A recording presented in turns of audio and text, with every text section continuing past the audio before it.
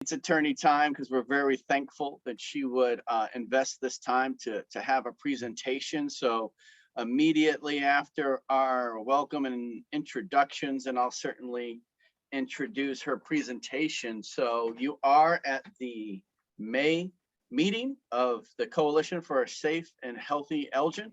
I am the current president of the coalition, and wow. So, and I'm also the lead pastor of Greater Grace Community Church. So I represent the faith-based sector for the 12 sectors of Sishi.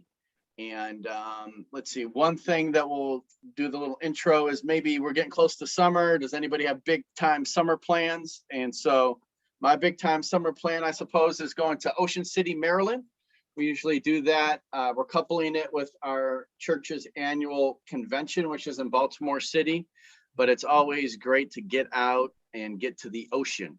So that's my big plan. So with that, I'll let Jared then call anybody else out as more people may join. So go right ahead, Jared, introduce yourself and then call others out. Yeah, my name is Jared. I am prevention specialist at the Ecker Center for Behavioral Health. Also the social media specialist for the Coalition for a Safe and Healthy Elgin. I would say big summer would be having summer camp with our youth over at Ecker. So that's kind of my big summer. Nothing too exciting like going anywhere, but having our summer camp is kind of what's going on. So next I will ask Bernie to go. All right, I'm Bernie Bajak from the Elgin Police Department. I'm a sergeant with the drug unit and member of Sishi. My big plans for the summer is I'm going to build a house in Wisconsin. So I'm going to take a lot of Fridays, Saturdays, and Sundays and go up there and start work on it. Nice. That's pretty cool. Thank you. Jessica, would you like to go next? Sure. I'm Jessica Reed. I'm one of the prevention specialists at Ecker Center, formerly Run Center. And my big summer plans are basically doing our summer program with our youth and doing my internship and trying to find some summer plans in between those times. Thank you. Sophia, would you like to go next? Yeah, I'm Sophia. I'm with the Kane County Health Department. I am a substance use coordinator there. Big summer plans, probably just relaxing because I have graduated with my MPH, so just relaxing, and I'm going to be an aunt actually in June, so I'm gonna spend some time with my new niece or nephew. Pretty cool. Yeah. Congratulations. Thanks. We have a phone number. Kathy, is that you or is that somebody else? The 224 number. If they can't talk, that's fine. I'll go past it. Okay. And then we have Jamie. Would you like to go next? Sure. Pleasure to meet all of you. My name is Jamie Mosser. I'm the newly elected Kane County State's Attorney. I can give you more of a detail of where I come from in all of this, but to let you know my summer plans, I am just redoing this office in terms of trying to restructure it and create a whole lot of programs that I hope are going to be helpful to our community. So unfortunately, with the exception of maybe a trip to the Grand Canyon with my kids, it's really work. Well, thank you. And thank you for being here as well. We have one more, and that would be Gil, last but not least. All right, yeah, or unless the phone person goes on. Well, I have kind of two things, and one's just fun and one's more serious. And I'll do the serious one because that's the one that's going to come first.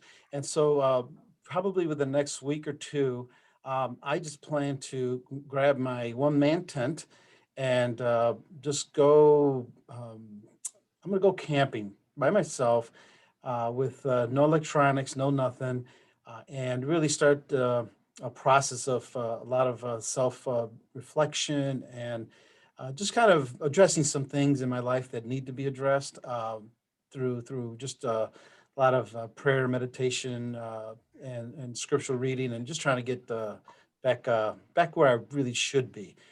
So that's kind of a personal journey of mine that's going to happen fairly soon before the summer starts. And then what I hope is that my friend who bought 2 Harley motorcycles, one specifically so that I could use, will actually finally turn those things on, and we can start riding in bikes a little bit more this summer. So and that's about as big as my plans get. Wow. Well, thanks, Gil. We know Gil's a very cerebral person, so that he's getting away for like an extended period of time to connect with the Almighty. I wouldn't expect anything less for Gil during the summer, and I'm desirous of the same opportunity, a backpack, and just be out in nature for an extended period of time with none of these electronics. But here we are on electronics. They are fulfilling a special role, especially today, because if we can't meet in person, we can meet virtually on Zoom. And if for some reason you can't be with us virtually on Zoom, it's being recorded.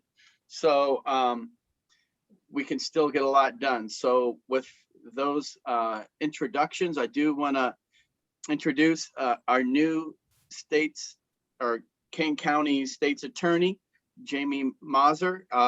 We're very happy for her to be here today. We hear that she's got big plans, and so we just want to give her an opportunity to present. So thank you so much for coming, Jamie. Thank you, and thank you for having me. I was going to do a whole PowerPoint, but I'm so much better at just talking without having to walk through that. So please know that if there's ever any question or anything throughout all of this that you would like to interrupt and ask, it'll make the presentation so much better. As a lawyer, and I make this joke often, I can talk for the next 2 hours straight without stopping. Bernie Bajak could probably attest to that. So what I wanted to kind of Not that that's a joke, though. It's the bill after the 2 hours that we're concerned about. Yeah, that's true. So I'll tell you a little bit about my history and then my ideas of what I want to do with the office, because I'm very lucky. I inherited a very well-working office. My predecessor, Joe McMahon, was my boss at some point when I was here, and I just think the world of him still. And I was very happy when, not that he decided not to run, but that I wouldn't have to run against him, because the biggest question was, well, what do you not like about Joe McMahon? And I'm like, oh no, I like him. I think he's great. So I started my career actually in New Orleans. I'm from Illinois, but my husband and I went to New Orleans for his job. And I was a prosecutor down there for 2 years. And I was assigned to our juvenile division, and I loved it. I worked there for about 2 years. I went up to adult court for about 4 months and came back to juvenile to head a special gun grant, where the whole idea is we're trying to get to where guns are, how the kids are getting guns, so we can try to get to the dealers and not so much punish the kids who are in terrible situations. I really enjoyed it. I learned a lot. I was assigned 2 homicide cases during that time period, which is kind of terrifying for a brand new attorney, but it was a fascinating experience that really shaped how it is that I wanted to be a prosecutor. When we moved back here, I applied to every prosecutor's office within a 50-mile radius, because that's all I wanted to continue to do. And I got the job here at Kane County as an assistant state's attorney. From there, I went through every division pretty much. I went through DUI, domestic violence, drug rehabilitative court, felonies, special prosecution for arson and auto theft. And so when somebody set a car on fire, I was thrilled at that point. And then I was the supervisor of the domestic violence unit for the last 5 years of my career here. I loved it, that I would happily prosecute domestic violence cases for the rest of my life, because you can really make a difference. I then left and I opened up my own firm with a friend. I did family law. I realized family law is the worst law ever to practice, and no amount of money that I could make really made me feel better. So I then joined Prairie State Legal Services, which you all probably know is our not-for-profit legal aid, where again, I got to help victims of domestic violence and sexual assault. I loved it, but it was still family law, and I missed being a prosecutor. I missed what we could do. And we're on the precipice of being able to bring real reform to Kane County, and I think I have the ability to do that. So that's what got me into politics. And while I won, I still believe that I'm a very horrible politician, because I will just say whatever it is that I think at any given time. I really liked my opponent, Bob Spence. I thought he was a great guy. We had differences in how we wanted to run the office, but never once did I say that he wasn't a person who would have been great. And so I'm lucky enough to be here now. We do have a lot of ideas. And one of my big focuses that I really wanted to talk to you about is our diversion ideas, as well as what we're going to do with our juvenile division.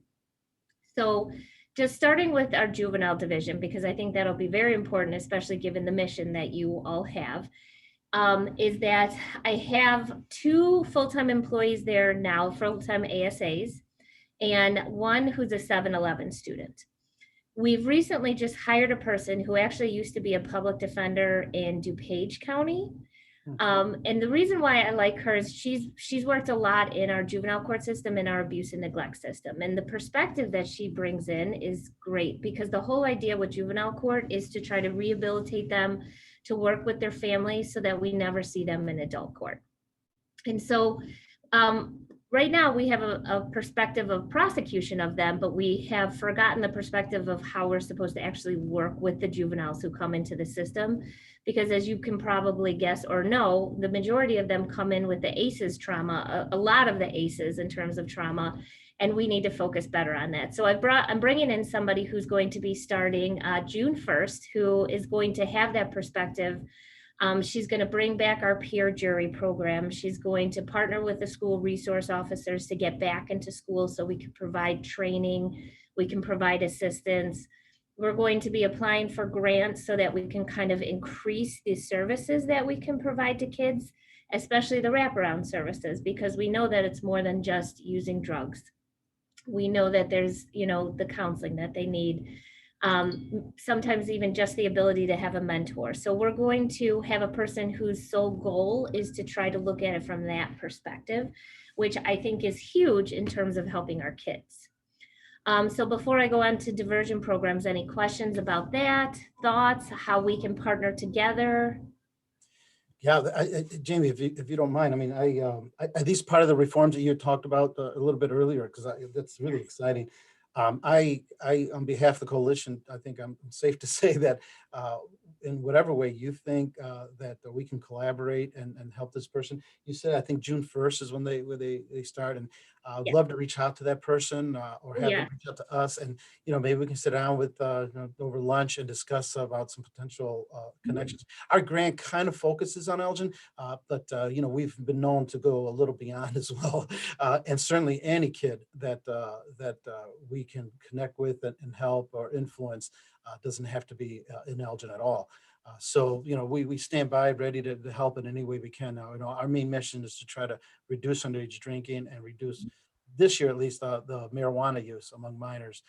But as you know, it's all connected, right? There's issues of violence, issues of teenage pregnancy, incarceration, all that stuff kind of is connected in many ways. And so we collaborate with a lot of different partners and in kind of different ways. Right now, we're collaborating with the Illinois Association for Behavioral Health with teenage gambling, which is definitely outside our wheelhouse, but there's a connection between gambling and substance use. So man, just let you know, I think this is great, and we'd like to support in any way we can.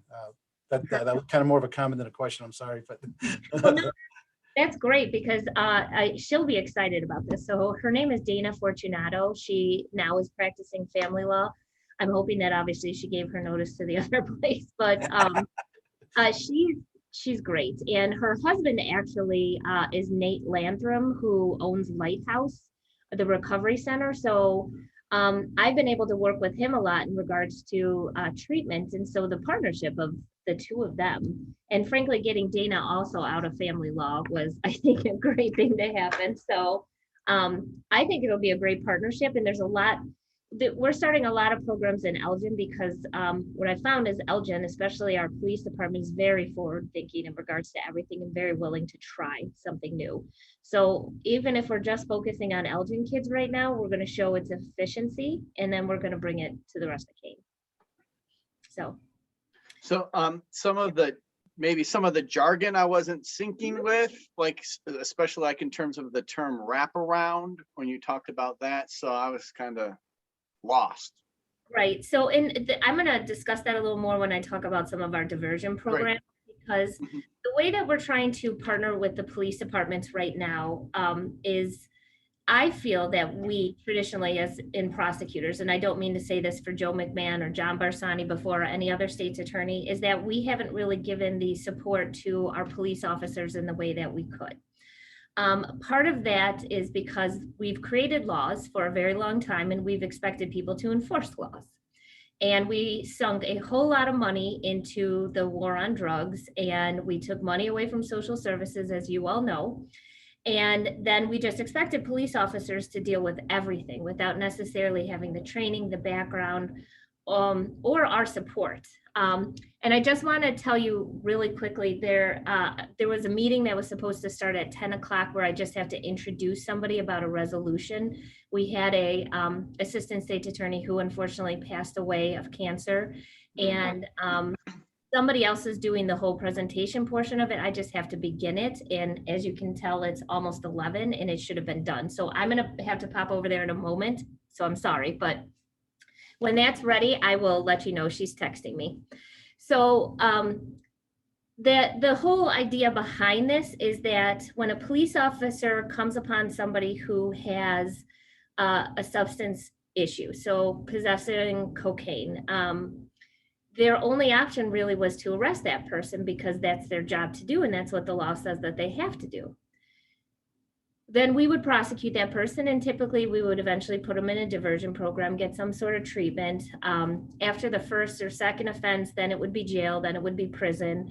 So we just saw this cycle of what was happening. What we're trying to do now in the partnership that we have with the Elgin Police Department is we're doing a pre-arrest diversion program. So they have a critical care services unit that has 3 police officers who are assigned to it, as well as social workers. We now have a case manager here at the state's attorney's office. And the idea is that when somebody is seen to have this, these issues, or they think it's related to mental health, substance abuse, or lack of resources like homelessness, things like that, instead of arresting them, they're going to refer them to pre-arrest diversion. So they're not going into the criminal justice system, which is huge because a lot of times just the one night in jail has such serious consequences that they can't really come back from. Or the stigma of it, because everything goes in the media now. And so it doesn't matter that somebody was charged with something and then later took accountability and got treatment and it was all dismissed. The media doesn't want to hear about that because that would be, not sexy at all in terms of information. So that's a huge thing, but part of what we're doing is these wraparound services. So we're sitting down and we're talking to them and we're saying what's going on. Because it's more than drug use and it's more than mental health. It's a lot. So we are offering to them then help in finding resources for housing. So we're working with our community to see where there are the affordable housing. We're working with them about food scarcity issues. We're doing, bringing them towards job training to be able to place them in some sort of employment, because sometimes dealing with those stressors before getting into the treatment is the best way for the treatment to actually take hold. So with that being said, those are the wraparound services that we're trying to provide for our adult defendants. But frankly, Jack, for the juveniles, we want to do the same stuff for the kids and for the families. Because that they may be seeing a parent who's going through jail. So maybe it's treatment that they need, or a mentor, something else besides what we've done, because it frankly hasn't been enough. And our focus is going to be on more than here's your sentence, just go ahead and do it. We're going to try to follow up with it and do more of that social work aspect to it. Did that answer your question for that? Oh yeah, that definitely does. Okay. That's a good presentation. I like the schema of that whole thing, because once you get the stigma of a lawbreaker and a drug user, like how do you escape from that? And then if you take that on, that identity, then it's really horrible. So absolutely. And frankly, if you are arrested for it and it's there and you're trying to get a job later when everything's clean, people are Googling you, they're not going to give you the job versus somebody whose Google history comes up as nothing. And that's what we're really trying to get ahead of. And so the partnership that we have with the police department then is we're giving them another option. Instead of having to arrest somebody, we're taking it, we're putting them under a contract. We're making sure that we're monitoring them so that we're actually supporting our officers better so that they can focus on what we want them to focus on, which is continuing to make our community safe, going after the big offenders, you know, doing the investigations that sometimes they can't give as much to because they're so busy dealing with all of these other cases. And when you say like we take them on, are you saying that there's like social workers within like your office or within the county government that then hold them to like a specific program that's detailed in that contract? So we have a case manager and we refer them to individuals, but our case manager is the one who's monitoring everything. Because frankly, we can't hire the people with expertise in the way that we can unless we get a significant amount of grants. So we're going to utilize the expertise that we have in our community. So our case manager is currently focusing on, she's going to create a community development board. And the whole portion of this board is these are people who have an expert in terms of Elgin. You know, somebody who really knows about the housing, who knows about food, who knows about mental health issues, because then the idea is that each case we're staffing with them essentially to say, this is what we need to have happen. Can I just put you on hold for 5 minutes? I'm so sorry about this. This is the speed of which county government works, so. Okay. So while she's away on that introduction, you know, she's inviting any type of like collaboration partnership. I think a lot of what she's talking there is like is not like prevention, right? Which we're focused on, but then it's treatment, right? But part of what that's just what she's talking about now, right? I mean, the whole thing is to get the prevention aspect because then you never have to get people into like that treatment part. So thoughts, ideas, Bernie, Sophia, Jared, Jessica.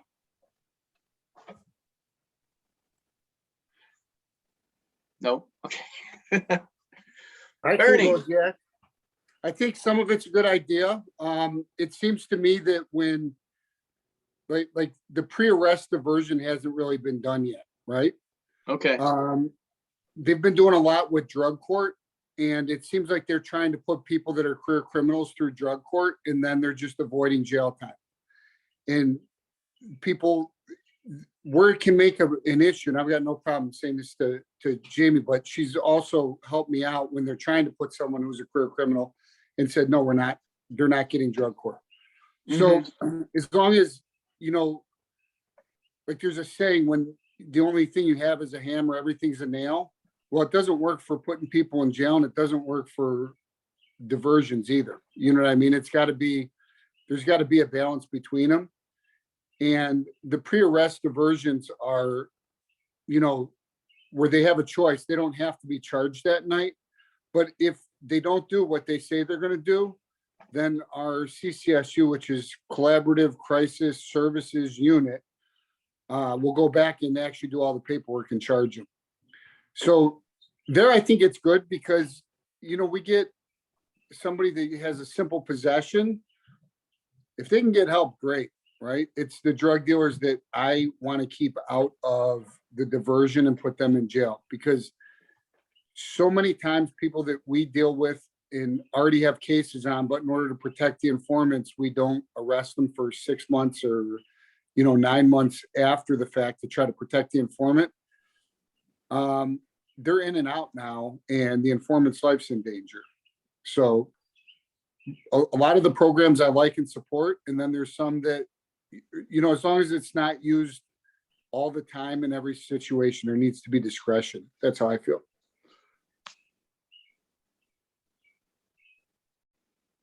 Right. All right. So do you have like a location, Gil, that you're going backpacking in? Looking for one right now, to be honest with you. A lot of the places aren't allowing tents, just RV camping. So I'm keeping my fingers. I'd like to go to Wisconsin, but doesn't have to be. So Thank you. Yeah, I think there's some good amount of state forest there that, you might be able to get into, like a trail long enough or whatnot that you'd be able to have multiple days away and just be able to pitch a tent wherever you want. One of the things that we were looking at doing later, or actually that we've been looking at the past 2 years, but have never found the time, is getting on like the Rock River in Wisconsin or whatever, and you can do multiple day trips. And so you'd be on the river and then camp on shore. So I don't know if there's even like a dual purpose type of trip that you could, do hiking, then go down that. But that was something that we were looking at. That was multiple days, but I think it was at most 3 days, right? If you're looking for like a whole week out in the bush, getting near, like there's a long peninsula in Wisconsin that has some good, like state forests or even state parks that could have like that topographic diversity that you're looking at, right? Like just to be, like Right. in the forest is one thing, but to see like the beautiful vistas is a whole other thing. Good to help point. with that. So, yeah. Thank you. I'll look into that. Thank you. Yeah.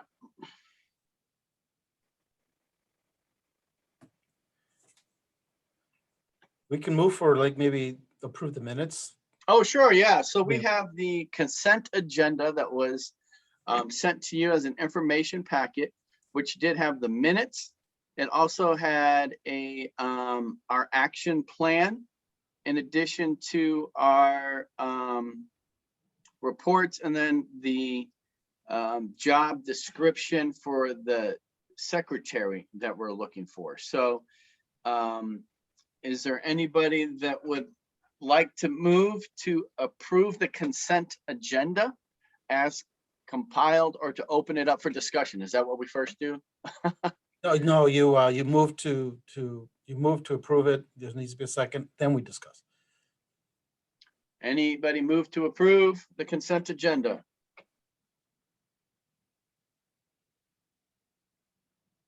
Wow. I make on, a guys. motion to approve. All right. Any second? I heard Bernie. Bernie seconds the motion. Okay, Yeah, I got now my we- hands full. that's Now we I okay. got my hands full, but I second. All And I'm right, gonna all just in leave favor, my, say aye. microphone on. No. Before you call a vote, we have to discuss it now. Now you ask for Okay. discussion. Okay, it's open for discussion. We can discuss, or if there's anyone that would like to move to approve, right? So.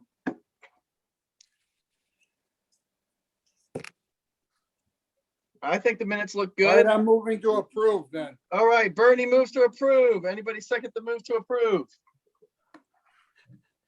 Jack, there's already a motion in a second. Now you just say, after the discussion, you call the vote. Like all in favor, aye. Oh, okay. So I still Sorry. need help with Robert's Rules of Order. Not a You need to problem. have like a separate time with me. So all in favor, say aye. Aye. Aye. Okay. No horses are in the house, so it carries unanimously, and great timing as Jamie is back. So thank you so much. Thank you. I appreciate that. So continuing on, that's kind of the idea with our pre-arrest diversion program. And I can tell you that the officers in Elgin are already very excited about this, and we're just adding a component to it of what they've already done. So the idea with that is that hopefully this is eventually going to be for adults as well as juveniles. Because again, even putting a kid through the juvenile system and a family through the juvenile system has a lot of effects. So we're just trying to be proactive instead of just reactive in the way that we typically are. So questions about the pre-arrest diversion? I guess I'm not entirely sure I know what pre-arrest means. So essentially, I'll use Bernie as an example. Bernie's on the streets and he pulls over a car, and it's a person who has cocaine on them. So Bernie knows that this person, and maybe has even dealt with them before, has an addiction issue, and the person says, this is for my use. And so instead of having to put the handcuffs on that person, what he does is he refers them to my office into the CCSU, which is in Elgin, which are police officers. That person meets with us and we just talk about the issues. Bernie still writes up a police report and the drugs are obviously taken and we still put them in evidence, and basically we give them an option. And the option is you can participate in our program with the idea that once you're done, we just destroy the evidence and we don't file charges against you. Or you don't have to participate in the program and we will in fact charge the person and bring them into court. So obviously there's a great incentive not to do something like this. It's purely voluntary. We will not force a single person into it. And it's a shorter duration. So it's usually between 3 to 6 months. But we, as in the state's attorney's office, will still follow up with them afterwards, even after we've destroyed the evidence and said you're done, because we know that this could be ongoing services. But we want to give them a chance to end the actual case without always having the fear that we're going to charge for something. So there is quite a continuum of discretion involved, whether you actually do want to arrest or should arrest versus maybe go through a pre-arrest. Is that correct? Yeah, okay. exactly. And the people who are looking in this program are the low-level nonviolent offenders. So the ones that we know are doing this because of those issues. So we're even anticipating having a lot of people for retail thefts because a lot of people are stealing to support their habits. And so then we're actually going to do a restorative justice portion of it where we're actually working with the store owners to make sure that they're being heard. Restorative practices are fantastic, especially with juveniles. I have to tell you, we're really excited to get a restorative practices program in our juvenile court because it's a way for the juvenile to really see the effects of what happens, what that criminal behavior is. Studies have shown that really has slowed down or lessened or even stopped the recidivism because they see the effects of what happens. And so I'm giving you guys a whole lot of the stuff I want to do, and I promise you I'm really trying to focus on this, but I have so many things that I want to do that it just all kind of ties in together. So if that person that hypothetically Bernie stops with, okay, that same scenario, if that person says is a juvenile 16-year-old, is there anything that's substantially different with respect to what you outlaid just now? No, and it shouldn't be, because essentially we're trying to just not put them in the system. But sometimes having them in the juvenile system means that we also have the parents involved a little bit more. And, sometimes you need that. And so this is going to be police officer driven. Those are the individuals who are referring everybody to us. So there are going to be some officers who are going to be all about it, and there may be other officers who are less, but sometimes they know people. And even if Bernie comes on somebody who is possessing drugs but is a known drug dealer, then that's not going to be somebody who we want for our program, because again, that's a whole different way of dealing with somebody in regards to that. So for those people who are in our system, who do go into our system, but the criminal issue is a result of, again, drug like addiction issues, mental health issues, or lack of resources, we're really amping up our diversion programs. So for those of you who don't know, diversion or deferred prosecution basically gives a person the chance to take accountability for what they did, receive some sort of treatment or community service hours or something like that, with the tail end being that no conviction enters. We currently have a number of diversion programs. We have a first-time drug offender program, which is great, except for the fact that, addiction is a lifelong thing. So what happens when a person has a second, a third, a fourth, a fifth? Traditionally, we're just sending that person to prison eventually, and that's not working because we're just housing people with medical issues. So we're expanding our drug deferred program to include all of those possession cases, with the exception, of course, of somebody who's a known dealer, essentially, because I don't want them to have a conviction. I want them to have help. Expanding the whole idea of wraparound services, we're doing a little bit more of that from our end. We have a regular felony diversion program, which admits a lot of our felony cases in when it's a first-time low-level offense. And then we have a domestic violence diversion program, which I'm particularly proud of because I was one of the creators of it when I was here in the state's attorney's office. And that again looks at a family issue, which is learned family violence. And instead of getting a conviction at the end or forcing a victim not to show up, because that's inevitably what happens in a lot of these cases, we're letting them take responsibility. I did this. They're getting treatment with tail end again not being a conviction. So we're just expanding the way, this different way of thinking in terms of programs to make sure that we're really getting to the root of the problem, to get people down a different path without saddling them necessarily with a conviction. So those are the big programs. There's going to be a lot of little things that you're going to see. Also, things that we're working on with our jail and our sheriff, trying to do a lot of reentry services. But if I keep doing this, I'm never going to get a program off and running because I keep going like this with everything I think of. Yeah. So those are kind of the ideas. I would love a partnership with your organization because I think we are very aligned in what we want to do, which is to get help and not jail. I don't want to, there are certain people I want in jail or prison. There's no question about it. The people who cause violence and harm to our community, that's why we have jail and prison. Those other individuals, I want to help. Awesome. Well, we'll definitely be following up. Thank you. Good, perfect. Thank you. All right, thank you very much, Jamie, for the presentation. We look forward to seeing what the implementation of the programs looks like and then how that affects the community as a whole, especially as we begin to really bear the consequences of what our state has decided in regards to the criminalization or decriminalization of marijuana. And just how that affects everything. I got in the mail today that, hey, I should go to the party at Windy City Cannabis and enjoy all of the products that they have to offer. So I am not going to go, but I wonder how many people will and what the ramifications thereof will be. I know. So, I mean, what kind of priming are you guys doing, with that whole thing? Well, so we're doing a lot of stuff. We're working with our Kane County Diagnostic Center because we've actually seen what I believe are an increase of the cannabis-induced psychosis, not only in our juvenile population, but in our emerging adult population as well, because it's going to have this effect. And I don't know that that was really thought of.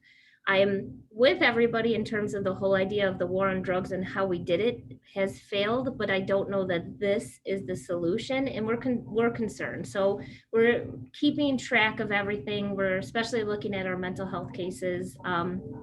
I just received new funding to hire 2 mental health assistant state's attorneys who do our involuntary commitment petitions and our forced medication petitions, because we have a significant amount of people who just languish without help, and we need to have a better focus on it. So we're looking at that because I got to tell you, the majority of these cases start off with, well, they were just doing a lot of cannabis before the breakdown happened. And I'm no doctor, but I'm seeing a correlation. Mm-hmm. Okay. That's very sad. Yeah. And so, yeah. All right. Anybody else have any questions for Jamie before we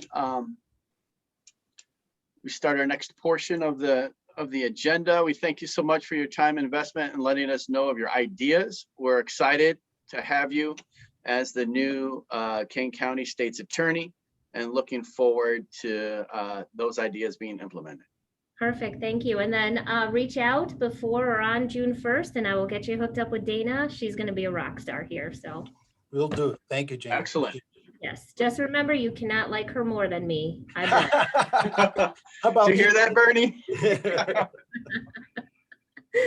Okay, perfect. Thank you all very much. All right, thank you, Jamie. Thank you, Jamie. Bye. All right. Very good. So we did pass the minutes, the consent agenda, which is very good. Gil, it's 11:15.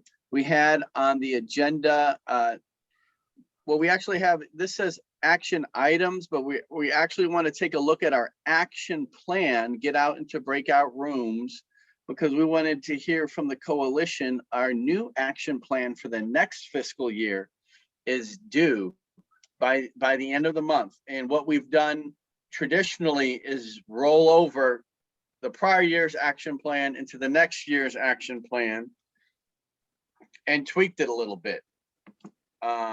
But what we want to do is open it up to the coalition and then look at these individual action items, look to like, are they what we want to do as a coalition?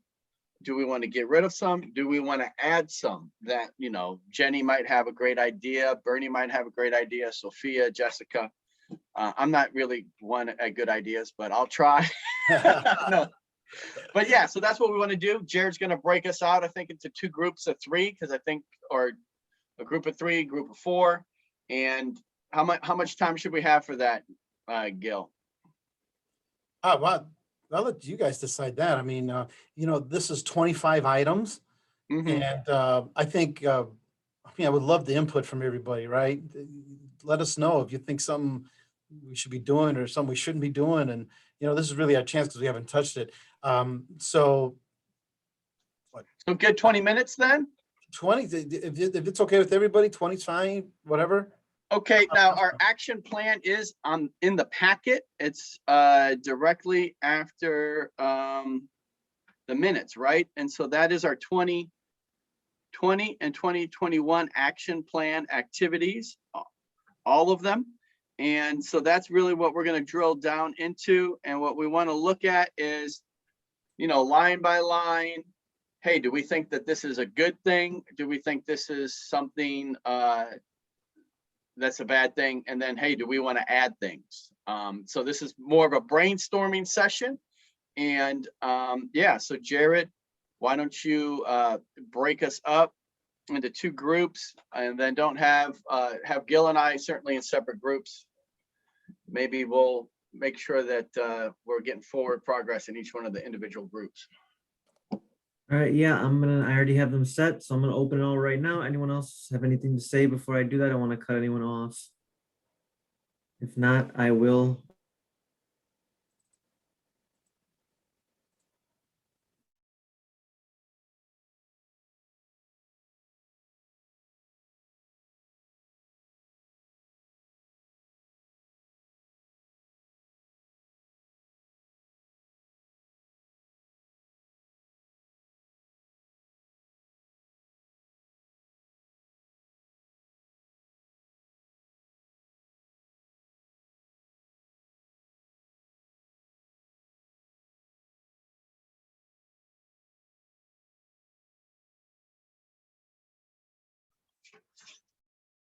All right, I'm not really hearing anything. Was anybody talking? Can somebody say hello so I know that Hello. I heard that? Yeah, that Hello? was me. It was me. Yeah. Okay, and Bernie's here. Cool. Yeah, I'm here too. Jared's here. I'm here. All right, so who's in Gil's group? Carrie, because she just joined actually. Oh, cool. Okay. Carrie, Jenny. There was Okay. 4. There was 4 in there and 4 in here. I'm kind of the 5th one. You're I floating. guess. All right, cool. So we got them divvied up. Great. All right. Thanks, Jared.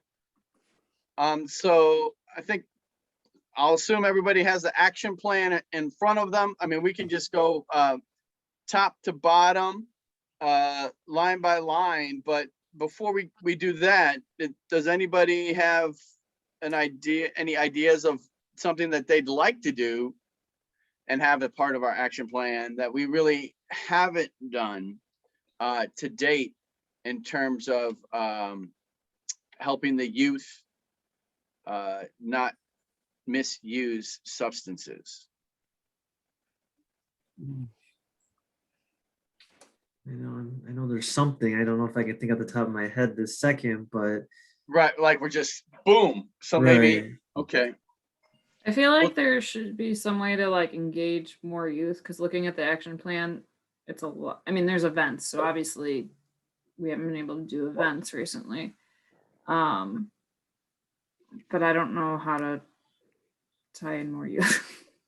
All right, so maybe COVID, the last year, I mean, we were really heavy on like the face-to-face activities, and because we were kind of heavy on that, then when COVID hit, we were kind of like ground to a screeching halt, and we kind of haven't. I mean, like maybe adding in like Red Ribbon Week or National Prevention Week, some kind of activities for that, because I know we do touch on those things, but I don't think it's in there anywhere. Okay, you mean like the the event that we have when we meet at the bridge, we all hang the ribbons. Yeah. And then you're saying maybe we should do something like a post of an event No, after we do the ribbons. I just put them in. Or just, I mean, that could be part, like put in some kind of event for Red Ribbon Week or something, because we usually do it. And so why is it not in the action plan that You we know, can check it you know out? how I knew that the stock market was gonna lose? Hey, Bernie, you're not on mute, buddy. So we hear you talking about the stock market. There you go. I just muted them. Okay. So, yeah, I think that's a good idea, Jessica, because what you're saying is, hey, we hang the ribbons, but then we take them down. Well, we should do something in between while the ribbons are up to bring more visibility to what Yeah. the ribbons mean. And that would be an easy I like making checklists, and since we already do something, we can just expand on that idea and check it off then. You mean like the hanging of the ribbons? Yeah. Okay. Well, But I like the idea of doing something besides just doing that, like doing something more for that week, doing more events or something.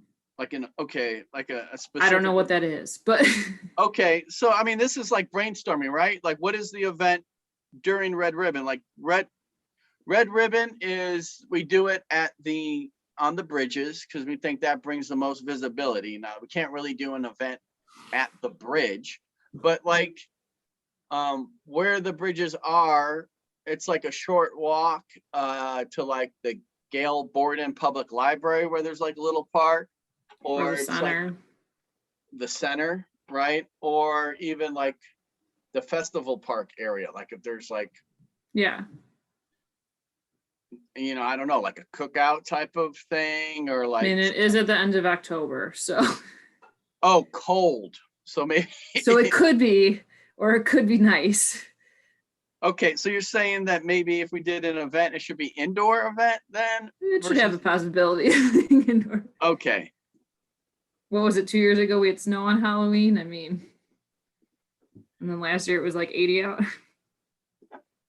well, I think the last 2 times that we've done it, we've almost tried to spin into like some type of event. Hey, everybody, we're going to this coffee shop.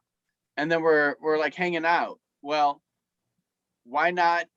That's an opportunity for, everybody that was involved in hanging the ribbons to then do something together. Because when we were hanging the ribbons, everybody was just concentrated on that. And you really Right. didn't have, interaction between the groups. Each individual group was kind of just hanging the ribbons, So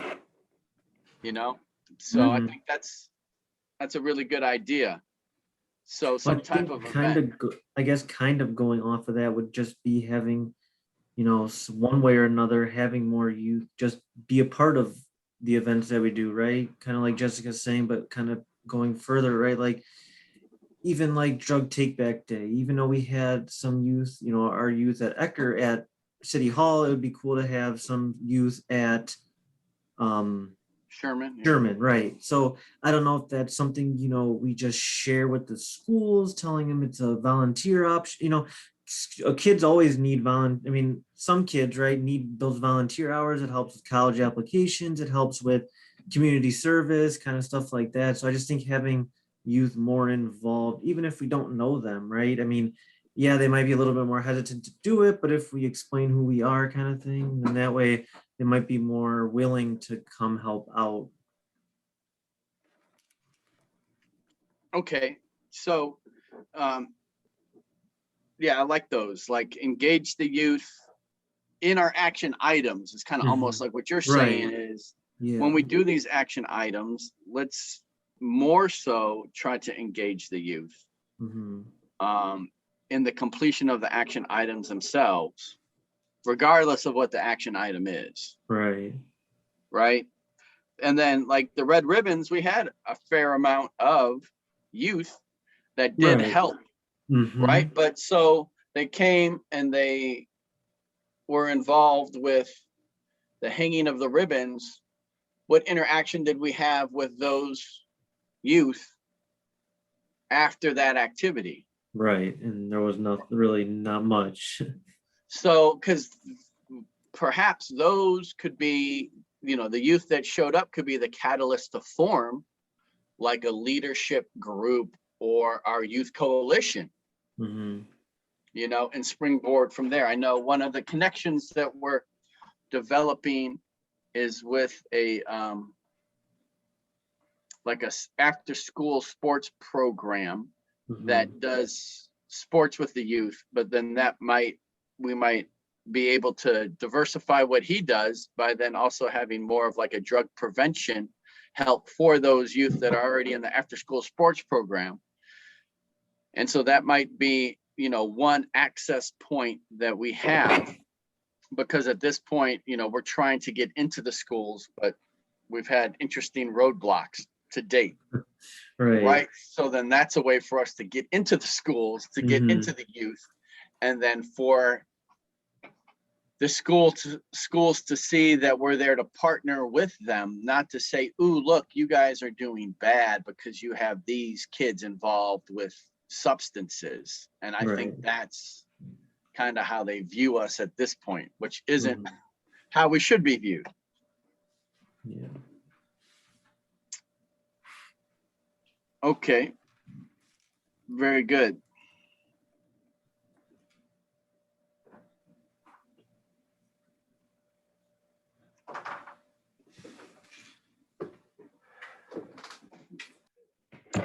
So let's see if there's maybe as we go through these action items, if we find one that doesn't work well, maybe it'll kind of spur creativity on what might work. So if everybody has the spreadsheet in front of them, Mhm. like strengthen the leadership of the coalition.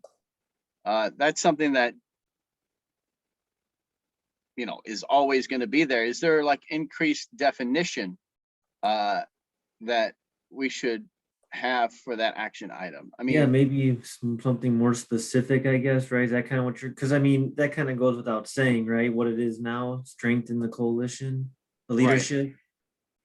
So for instance, like, so Bob and I are on this and we're just getting started, right? So Bob and I can invite people and maybe have more people come to the coalition meeting to see if they want to take part in the coalition.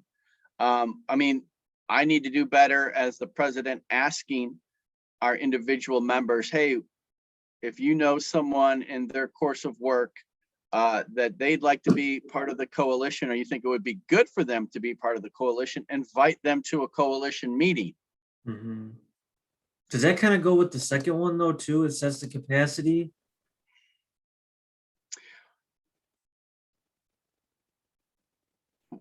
Well, I mean, I guess that's interesting, right? You need it strengthened because you see that you need more capacity.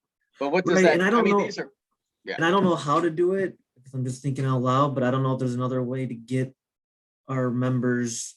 I mean, some of them do, right? They do speak a lot more, but trying to get them to talk more, right? I don't know about what, or I don't know about, whatever we're doing, but having them kind of converse more instead of maybe just you talking or just Gil talking mostly or something like that. I'm not sure though.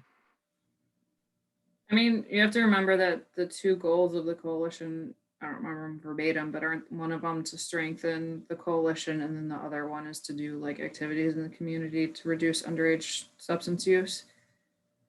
So I think that's why there's a heavy emphasis on the leadership and the capacity and kind of that kind of thing.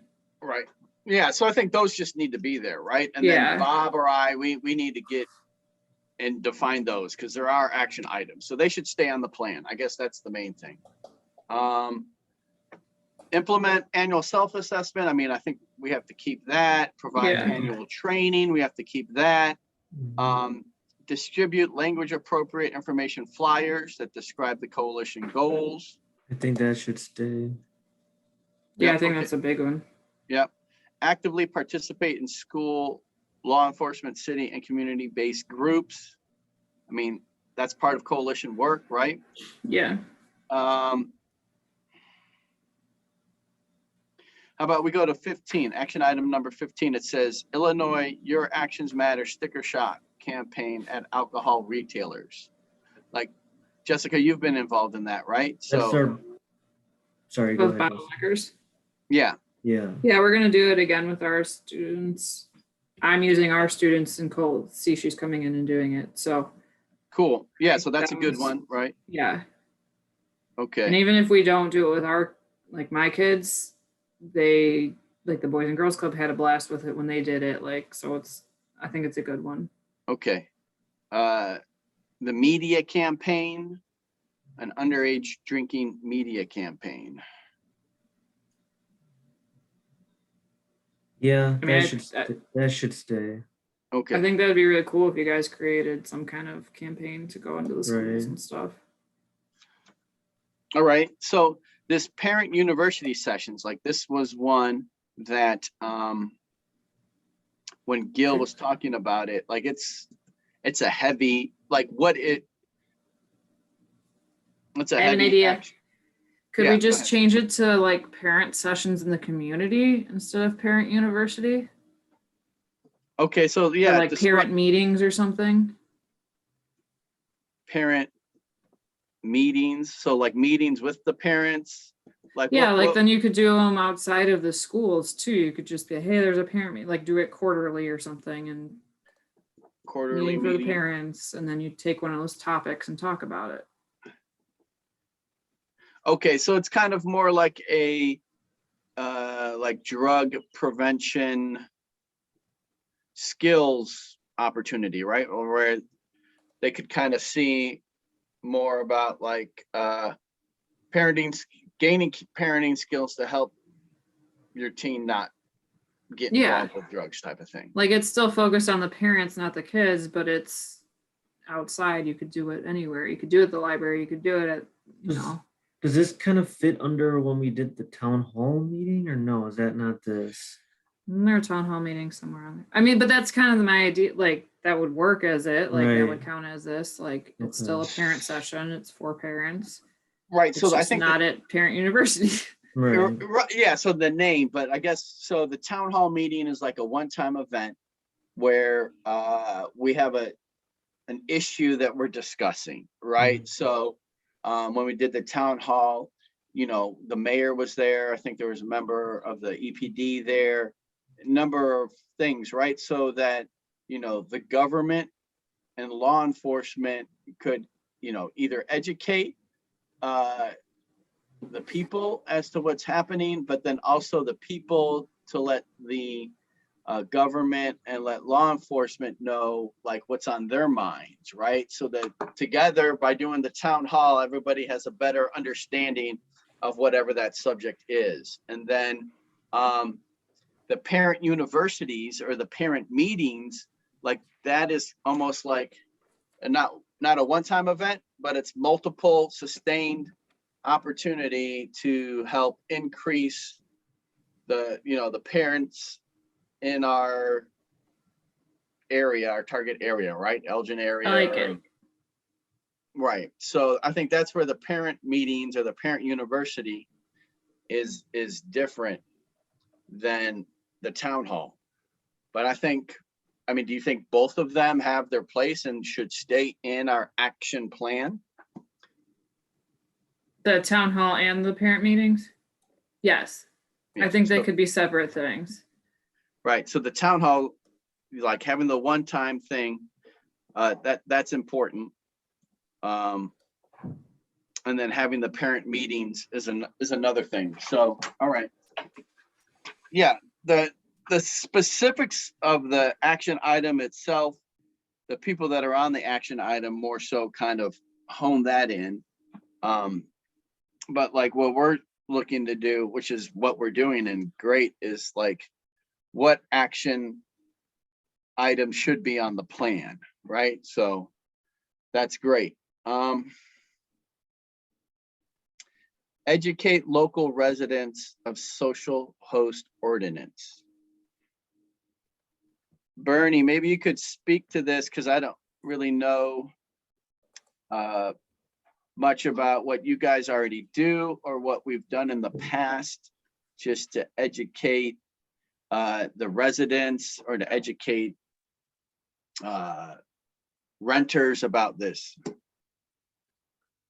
So read it one more time, Jeff. I'm sorry. Sure, yeah, not a problem. Educate local residents of Elgin's social host ordinance.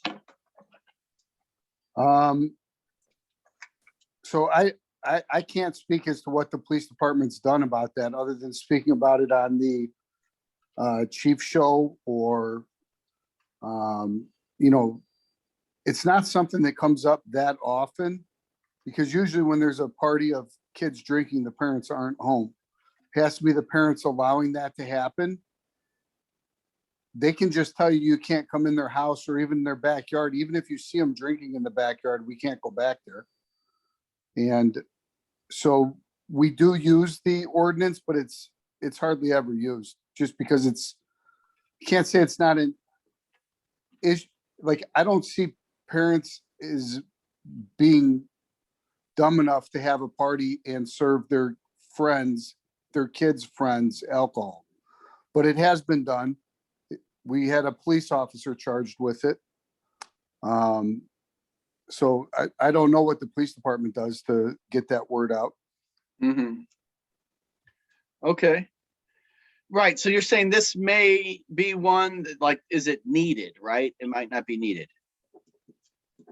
Well, Okay. I mean, I can tell you exactly how many times it was charged, but I got to be at my computer at I work. think the last time I asked Mark like a year ago or something. He said it was only like 2 times or 3 times. And one was a police officer. Okay. So it's not We like, don't- just so all you know, we right. only have 20 seconds, just so you know. Oh, okay. So, well, I think we had some more ideas. The red ribbon idea was pretty important. And then, you know, we're making progress. Thanks, everybody. Mhm. There you go. It says, okay.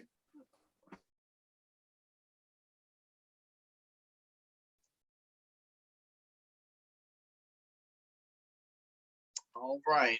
Well, it looks like the 3 of us figured out how to get out of the breakout room.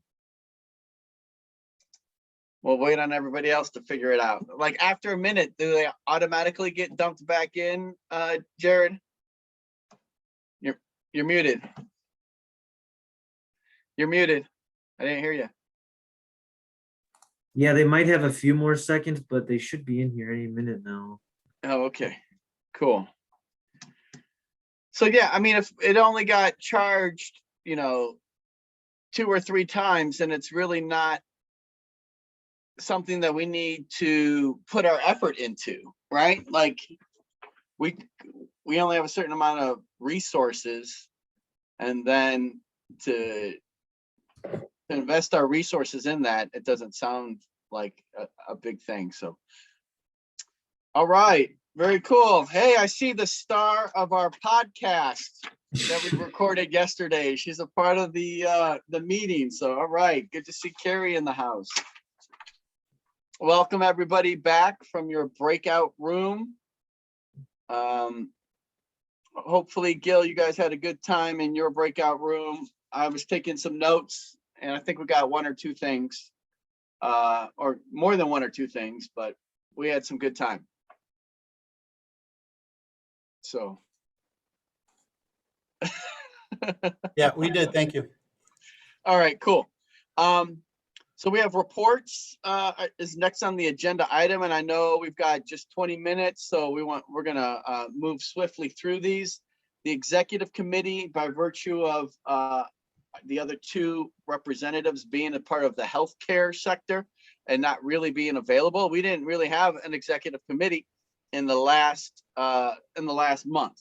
So we kind of just kept things on cruise control. There wasn't any big things to look at, although we, you know, we're still having better visibility and a better understanding of what's happening to our finances. And I think, Gil, you had something from Tina that you wanted to show everybody. And so that's probably like the main thrust of what was done executively in the last month, is just getting a better handle on those finances.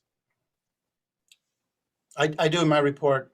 Okay, very good. So there's my report. Gil has the floor and he can do his report. All right, let me share my screen right quick, you guys, and let me present. All right. So here's our financial highlights. Now, we really haven't had a financial report in a long time. I called it highlights because that's all this is. I have all the details. Guys, if any of you want to know every penny we spent money on, please let me know. We can get you the detail and drill down. But seeing this is the first report we've ever had in what, a year and a half, maybe, I thought I'd start with a high level. So what's important to note is that we get 125,000 a year from the feds for the DFC grant. This is our April report that we've gotten from our fiscal agent. There's what they've paid so far in personnel, fringe, travel, supplies. These are the standard categories in our budget. That so far is about almost $11,000. In our balance in our bank, the Associated Bank account, we have $4,500. That is one we kind of use sort of like a credit card. So this is where we're at right now. And bottom line, from what I can tell, we got to start spending some money because we get 125,000. We're almost halfway through the year. We've only spent 11. Um, there it is, just so you know. Secretary, we're still Maybe we should all go camping, Gil. okay. You got it. No, I want to go alone, man. Yes, okay, we'll do that. A CC retreat. So we're still looking for a secretary. We don't have one. Kathy has graciously offered to take minutes today. So hopefully Jack took it last time. I took it before. So please, if you're interested, let me know. This is important because we're already starting to think about our year 7, and after year 10 will be literally our last year. We can't legally apply for this grant anymore.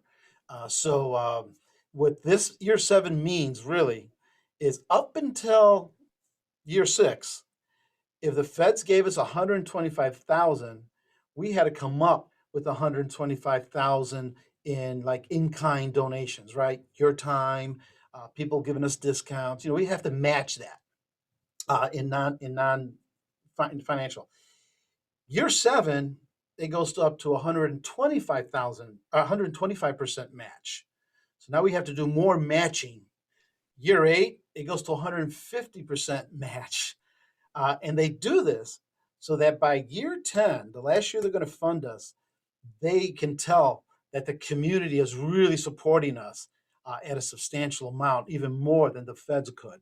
So that's the idea behind it. So this is what's going to really cause us to need a lot more in terms of non-federal match, they call it. So this is due the 31st, and this is why you did the exercise you did with the action items.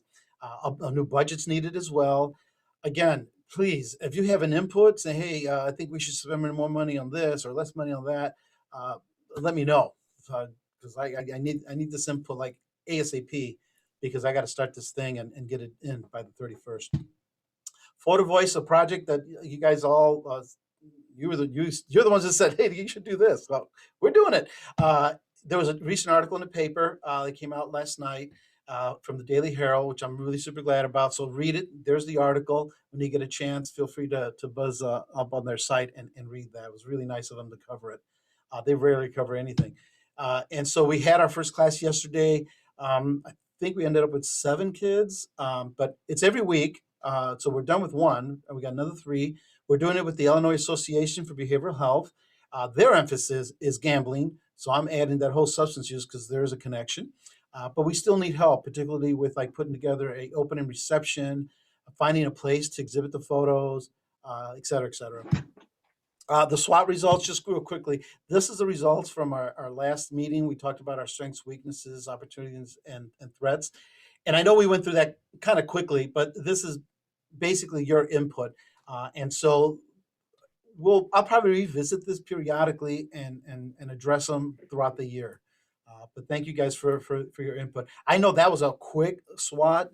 I like 5-minute SWOTs because it kind of gets to the point, but Zoom SWOTs were tougher because I think I was ahead and you guys weren't even typing yet. So I apologize for that, for being a little maybe too quick.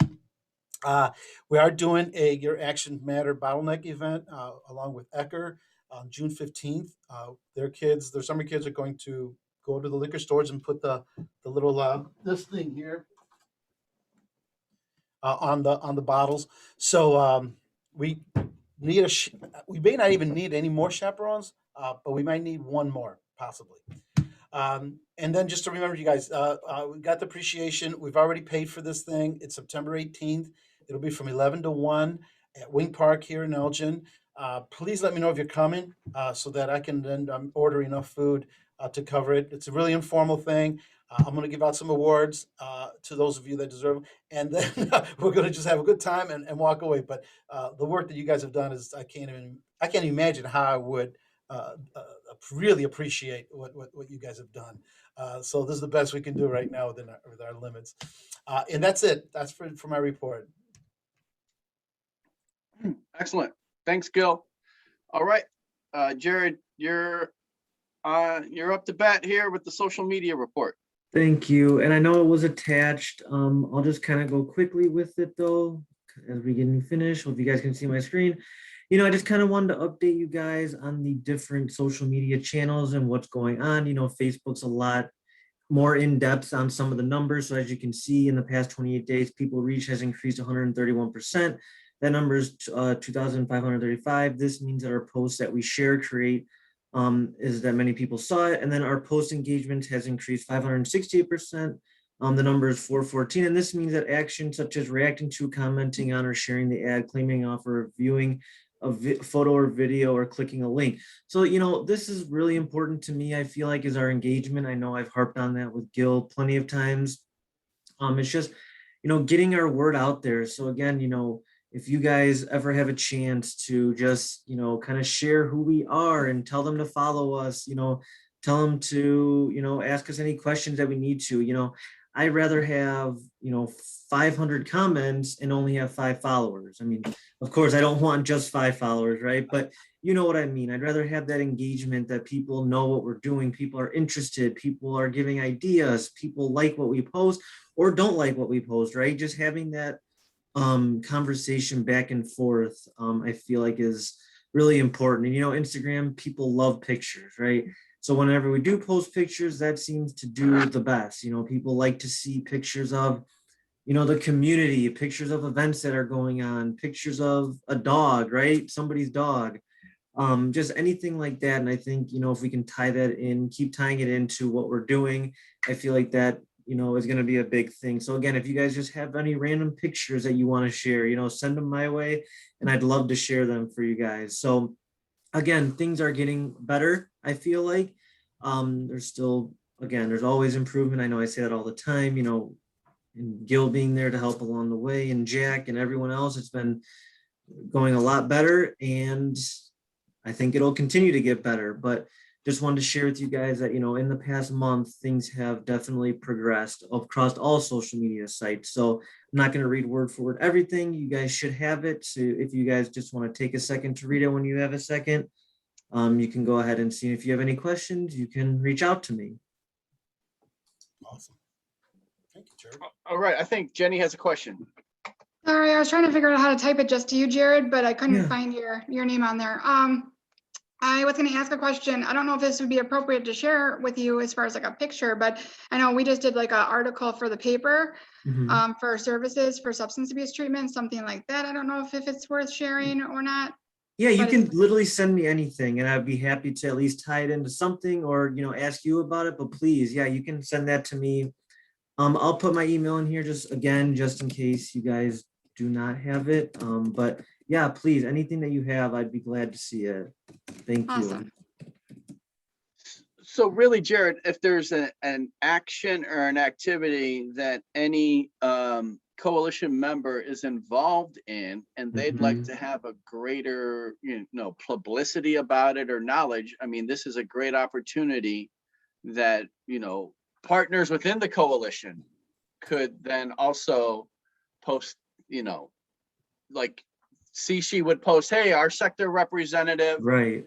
here, this is what they've done. And then you hashtag them out or have a link to their website or whatnot so that there's increased visibility for the individual member of the coalition. So then the coalition gets more visibility and then the individual member gets more visibility. Exactly. And that's what I've mentioned that before. It's like we want to help you just like you guys help us. So even though you're sending something to represent your own organization, you're still helping us though, because we're letting them know, a member of the organ or a member of the coalition and things like that. So yeah, anything that you guys have with your own organization, please, you guys can send it to me and I would be glad to share it, post it, whatever you want, right? You can tell me how you want me to do it, or I can go about it and let you know. So if there's anything that you have, just let me know. I'd be glad to help.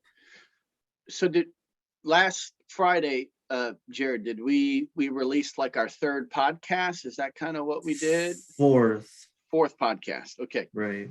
And then, so we're trying to increase subscriptions, listeners. So is that something that we post on our Instagram or Facebook that you could also share with individual members? Hey, can you post this to the Facebook, to your Instagram, and then see if we get more members?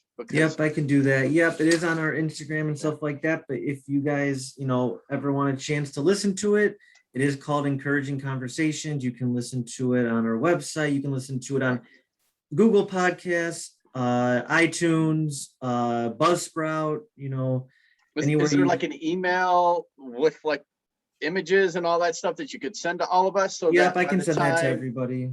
Yeah, Not a great. Yeah, so problem. by the time then that like we publish Carrie's podcast, that maybe we have like the whole world listening in at that point, and then she'll be like a celebrity. Yeah, for sure. Then they're never going to listen again. It's going to be something. So Yes, wait, I but can do. did you have, Carrie, how was it? Did you have a good time with the podcast? I know Bernie's done it, you've done it. I had a great time. It was you made it very comfortable. I sent Gil an email afterwards. You guys were extremely well prepared. That's all. I know how much work goes into the front end of some of those things, and it was great. You did a great job. You're a great host, Jack. It seems like public speaking is your thing for some reason. Well, we were definitely like when we did it with Bernie, I was cutting my teeth. So like by the time I got to podcasting with you, we were kind of much more suave at it or whatnot. Okay, very, very good. So that's what we'll do. And I think, it's a great opportunity even for us as coalition members. You think, hey, I'm a part of the coalition. I don't need to listen to the podcast. But, by doing the podcast yesterday with Carrie, I learned so much about the Boys and Girls Club. And then I learned so much more about Carrie. And so when individual members listen to the podcasts, it helps us with our knowledge base. But then especially when it's interviewing the members, we learn more about the, who they represent, but then also the member themselves, which then I think that helps increase cohesion, increases synergy, because then we'll know what to go to, and then we'll know how we can partner even, so that your organization gets much more done, because then you're taking key strengths of other organizations who want to partner with you, and they both do more together. And that's the whole concept of coalition, right? So, all right, very good. Thanks, Jared. So is the self-assessment survey, is that something that you want the floor for, Gil, and explain? I put the link in our chat and I checked with the evaluators. There was like 3 responses so far. Okay, so maybe explain. Do it. If this group were bigger, literally we would have taken the time to do it. But if you haven't done it, please do so. That's it. The link's there. So it's important. So what Gil's saying is like the self-assessment is how the coalition sees itself. This is something that our evaluator, it's important to them. They take it and then they help us in terms of what we need to do better for our individual coalition members themselves. Is that kind of like the gist of it? Yeah, with emphasis on capacity. So yeah, it isn't that long, but the information we gather is awesome. So if you can, that'd be great. So Gil, please message me. I think that I took it right away, but I'm pretty sure I did. Yeah. I'm in the same boat as you, Jack. I think I took it right away. I just can't remember. Well, for Jared and I, they had, and you did take it, Jared, I think. Okay. They had a staff version, and then everybody The else. coalition member There version. was a Okay. different link in there at one point. So I was only on like 42% of it at one point. So I did click out of it, but I will take the shorter survey. Thank you. Oh, okay. All right. And I did attach I know it's a lot of surveys going on, but I posted the end of the meeting evaluation. If you guys could please take that before you leave, or at least copy the link and paste it, and then you can take it later today or just whatever, but that really helps us as well. So if you guys can please take that at some point today, that'd be great. Okay, very good. And then let's see. So now we have an open floor, and this is the time for individual members to let us know what's happening in your organizations, and or if there's any specific thing that you'd like to talk about or to bring to our attention. You have the floor and it is open. Just so you guys know, I just sent Jared the newspaper article. We are working on opening our detox in residential. We got the property, we got the zoning, we're good to go. So we're going to be adding a detox res for adult substance abuse treatment in McHenry County, which is like just another option because there's not a lot of detoxes or not a lot of beds in general for the adult population. So that will be awesome. Hopefully by fall it'll be open, but at least it's moving in that direction. And also just been doing a lot of trainings for the Southwest Coalition. I was a guest there last week, but if you guys ever want any of those packets or trainings or anything that would be helpful, I can send it over to you as well. Awesome. Very cool. All right. So let's see. May 22nd. So that's not this Saturday, but the following Saturday, there's a multiple church event called the March for Jesus. It's actually nationwide and even worldwide. So for the Elgin area, we're meeting at the old Sherman Hospital parking lot. And then we're marching from there to Festival Park. And so this isn't like a demonstration, a protest. It's kind of just like a celebration that you are a Christian and that you would like others to say, hey, you know, Christianity is fun, and that, hey, if Jesus created the whole world, he created fun, so no one knows fun like Jesus knows fun, right? So if you'd like to be a part, we welcome you. We're gathering at, just see like our church's Instagram account. We've been starting to post it there, Instagram or Facebook. And it's really just 9 a.m. Saturday, May 22nd. I'll share a graphic with Jared and with Gil too, if they want to distribute it via the email. And I think it'll be a great opportunity to do something positive and then to celebrate with fellow Christians. We are adhering to the COVID-19 SARS-CoV-2 protocols, or whatever you want to call those things, that will be in limited group sizes, spaced, and then walking down the parade route. But we're out in the open air, which there hasn't been a documented case of transmitting from one person to the other, just being in the open air. So it's a safe event. It'll be a fun event. We welcome you to the event. Awesome. Very good.